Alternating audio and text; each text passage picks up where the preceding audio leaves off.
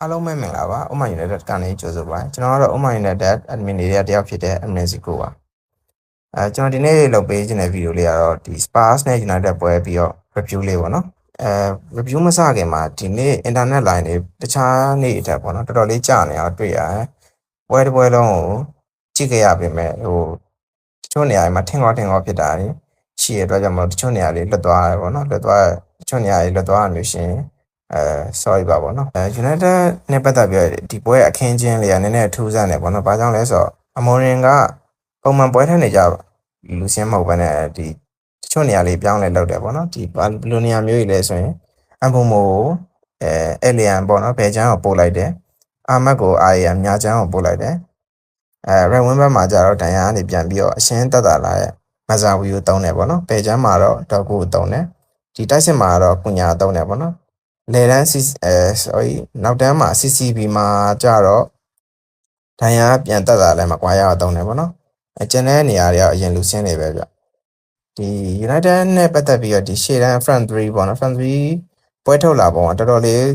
သဘောကျဖို့ကောင်းတယ်ပေါ့နော်ဘာကြောင့်လဲဆိုတော့ကျွန်တော်အချက်နှစ်ချက်ကိုတော့တွေ့ရတစ်ချက်က present တော်တော်လေးလုံနိုင်တယ်ပေါ့နော် Spurs ကပထမပိုင်းတစ်ပိုင်းလုံးမှာ United ရဲ့ present ထောင်ချောက်ထဲမှာမိနေပေါ့နော်အဲ့ present ကြောင့်ပဲအမားတွေလုပ်တယ်ပေါ့နော်အမားတွေကြောင့်ပဲ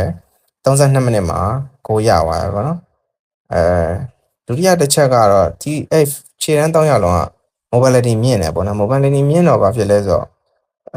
ကစားပဲနေရာတွေကိုလိုသလိုအဆင်ပြေဆိုအလင်းတင်လို့အပြောင်းလဲလုပ်ပြီးစောင့်နိုင်တာတွေ့ရတယ်အဲ့ခုနက32မိနစ်မှာဆိုလို့ရှိရင် present လုပ်ပြီးရလာတဲ့အလုံးပေါ့နော်ခေါင်းတိုက်ပြီးရှန်ကြလာတဲ့အလုံးကနေပြီးတော့ကုညာကနေပြီးတော့အာမတ်ကိုပေးလိုက်တယ်ပေါ့နော်အာမတ်ကနေပြီးတော့ဆက်လက်ပတ်လေးခုတ်တင်ပေးလိုက်တယ်အဲ့ဒါကိုအမူမိုကလုံးဝအမားကြီးမရှိပဲနဲ့အဆုံးသက်သွားရပါတော့ကိုသမား Vicario ရက်ကြည့်နေရတဲ့အထိပဲပေါ့နော်အဲ့ဒါနဲ့အဲလုံးရပြီးတော့နည်းနည်းပွဲကမြိုင်လာတယ်သူတင်ကိုနေဆော့တယ်ပထမပိုင်းပြီးသွားတယ်ဒုတိယပိုင်းပြန်ဆမှာကြတော့ Spurs ဘက်ကဂိုးလိုနေရဖြစ်လို့တည်တည်ချာချာလေးဖိဖိစီစီလေးဆော့လာတော့တွေ့ရတယ် Spurs ဘက်ကဒုတိယပိုင်းရဲ့3ပုံ2ပုံလောက်မှာ Spurs ဘက်က United ဘက်ချမ်းမှာကြီးပဲအသေးဖိရပါတော့55မိနစ်မှာဒီကာစီကရှင်းထုတ်လိုက်တဲ့ခေါင်းတိုက်ပြီးရှင်းထုတ်လိုက်တဲ့အလုံးဒီပေါ်လင်ညာပေါ့နော်ညမကြကန်ချက်နဲ့ပိတ်တယ်ပေါ့အဲ့လုံးလက်မန်စ်ကဝါရပါတော့တော်တော်လေးမိုက်တယ်ဖမ်းသွားတာပေါ့အရင်ရာသီတွေတော့ဆိုကျွန်တော်အဲ့လိုအလုံးတွေကဂိုးဖြစ်လောက်တယ်ပေါ့နော်ဒီလက်မန်စ်ရောက်လာပြီးတော့အဲ့လိုလုံးတွေကိုတည်တည်ချာလေးဖမ်းတာတွေလိုမျိုးစိတ်ချတာတွေတွေ့ရတယ်ဗျမိနစ်60ဝန်းကျင်လောက်မှာ United ကဒီအရင်ပွဲတွေမှာပွဲထုတ်တဲ့လူစင်းပုံစံမျိုးပြန်သွားတာတွေ့ရတယ်ပေါ့နော်ဘယ်လိုလုပ်လဲဆိုတော့မဇာဝီကိုထုတ်လိုက်တယ်ပြီးတော့ Shasko ထည့်ပေါ့နော် Shasko ထည့်လိုက်တော့ဒီအာမတ်က right wing back ကိုပြန်ရောက်ပြီးတော့ကုညာက IM ကိုပြန်ရောက်သွားတယ်ဗျကျန်တဲ့နေရာတွေကလည်းပုံမှန်ပဲပေါ့နော်Spurs နဲ့ပတ်သက်ပြီးတော့ပြောချင်တာကတော့ Spurs ကဒီပွဲမှာ United ကပေးတဲ့အမြင်မောတွေဒီ cross တွေကို Spurs ကတခြားမရှင်းနိုင်တာတွေ့ရတယ်ပေါ့နော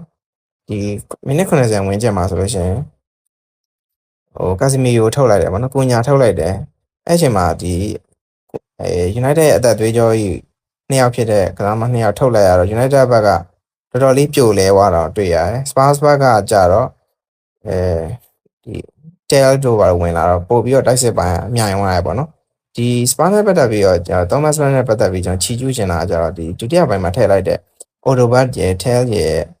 ့သူတို့ရဲ့ impact ကတော်တော်လေးကြောက်ဖို့ကောင်းတယ်ပေါ့နော်ဒီပွဲရဲ့ဂိုးနှစ်ဂိုးလုံးကသူတို့နဲ့ပတ်သက်နေပေါ့နော်တိုက်ရိုက်ပတ်သက်နေရကာစီတို့ထောက်သွားပြီးတော့ United ကတော်တော်လေးပြိုလဲသွားတဲ့အချိန်မှာ Spurs ဘက်ကတောင်းလျှောက်ပြီးရတောင်းလျှောက်ပြီးရဲ့အချိန်မှာဒီ Spurs ဘက်ကဂိုးရဖို့အကြောင်းဖန်လာတာပေါ့နော်84မိနစ်မှာဒီဘယ်ဘက်ချမ်းကနေပြီးဥတော်ကီပေးလိုက်တဲ့လုံးက Tel စီရောက်သွား Tel ကဒီလေးကိုနောက်ပြန်ပေါ့နော်ကာလာရပေါ့နော်သူ့ရဲ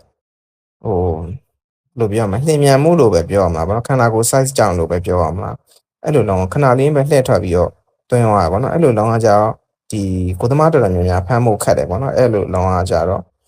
့တော်တော်လေးလည်းကောင်းတယ်ဗောနော်60မိနစ်မှာကြာဒီ Richarlison တွင်းသွားရဗောနော်အဲ့လုံးလေးလည်းတော်တော်မိုက်တယ်သူတို့က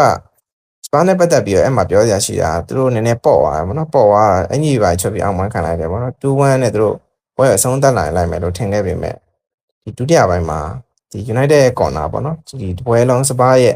အားနည်းချက်ဖြစ်တဲ့ဒီအမြင်ဘောတွေကိုထိန်းတဲ့နေရာမှာတော်တော်လေးအားနည်းခဲ့ပေါ့နော်အဲ့လုံးမှာလည်းအမြင်ဘောတွေမထိန်းနိုင်ဘူးဒီ ဒီလက်က market လွတ်နေပါနော် market လွတ်နေဒီလက်စီရောက်သွားတော့ဒီလက်အသာရပဲခေါင်းတိုက်သွားတယ်တူတူဖြစ်သွားပါနော်အဲ့လုံးကိုဒီစကားရီကိုပုတ်လိုက်နိုင်ပေမဲ့လည်းကိုစီကြော်သွားကြောင့်ကိုဖြစ်သွားတယ်ပါနော်ဒီပွဲမှာပြောစရာအချက်တွေကတော့ရှိခဲ့တယ်ကောင်းတာတွေလည်းရှိလို့ဆိုးတာတွေလည်းရှိရပါတော့ကောင်းတာတွေဘက်ကိုကျွန်တော်ပြန်ကြည့်ရမယ်ဆိုရှင်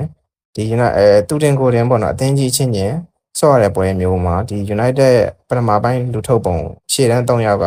တော်တော်လေးသဘောကျစရာကောင်းတယ် United နဲ့ပတ်သက်ပြီးတော့နောက်ထပ်ကောင်းတာတစ်ခုက present ဘိုင်းမှာတော်တော်လေးစိတ်ချတာတွေ့ရမယ်ဒီလို present ကောင်းပုံမျိုးကဒီအသင်းကြီးတွေရောအသင်းလက်တွေရောအသင်းငယ်တွေရောပေါ့နော်အကောင်လုံးဒုက္ခပေးနိုင်လို့ရှိရဗျအဲ့ဒါဒီအမုံမွန်နဲ့အာမတ်ကြောင့်လည်းပါပါနော်သူတို့ F1 သွားလို့ရှိရင်သူတို့နေရာမှာဆော့မဲ့လူတွေက present ကောင်းမလားပေါ့နော်အဲ့လိုမျိုးတွေစဉ်းစားကြရရှိရပါနော် Mason Mount တို့လိုကစားမှမျိုးတော့ရှိရပါနော်ကျွန်တော်တို့ပတ်သက်ပြီးအားနည်းတဲ့အချက်လေးတွေကတော့ဒီကာစမီယိုထွက်သွားတဲ့အခါမှာကာစမီယိုနေရာကိုဖြည့်ကစားပေးနိုင်မဲ့ကာစမီယိုနီးပါးကစားပေးနိုင်မဲ့ကစားမှမျိုးကိုကျွန်တော်တို့ဝယ်ဖို့လိုရပေါ့နော်အဲ့ပြဿနာတွေကိုအမွေဘယ်လိုဖြေရှင်းမလဲဆိုတော့ကျွန်တော်စောင့်ကြည့်နေတယ်ပေါ့နော်ဒီနေ့ပြောပြပေးတဲ့အကြောင်းအရာလေးကတော့ Spurs နဲ့ United နဲ့ပွဲ2-2ပွဲရဲ့ review လေးဖြစ်ပါတယ်ဗျအားလုံးကိုကျေးဇူးအများကြီးတင်ပါတယ်